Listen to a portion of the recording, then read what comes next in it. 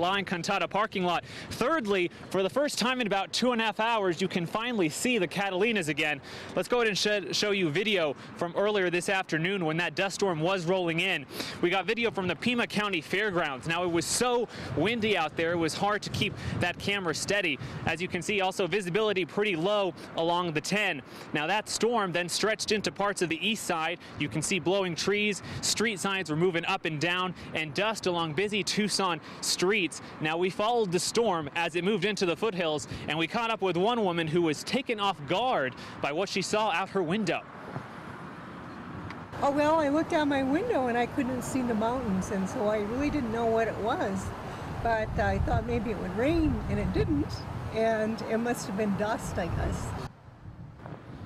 Now, you're looking at more video from the Broadway and Wilmot area that we shot earlier today. The wind really doing a number on all sorts of signs. You see a car dealership there blowing flags in the air, palm trees blowing strong as well. It made for some tricky driving conditions. Now, back out here live now, the wind picks up every once in a while, and it's actually already starting to drizzle out here. So we may be done with the dust storm, but we may not be done with the storm as a whole. For now, we're live in the northwest side. I'm Marcelino Benito, KGUN-9 on your side. All right, Marcelino, thanks.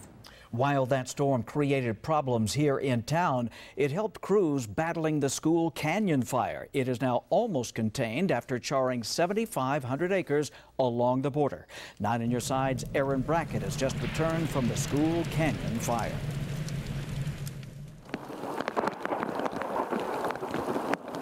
While wind whipped through Tucson, heavy rain and hail doused much of Santa Cruz County today as the storm system spiraled its way through southern Arizona. Heidi Schul of the Coronado National Forest says the rain is good news as long as the winds at the School Canyon fire stay relatively low. The level of fire activity is very low right now. We're hoping the winds won't bring us any challenges. On any fire, wind can really whip things up and move things around. So that is something we're thinking about. If the storm brought rain, that would help us out a great deal. On our way to the fire, it wasn't smoke we saw, but heavy rain clouds. At one point along the drive, dime-sized hail pummeled our car as the storm showed its power in central Santa Cruz County.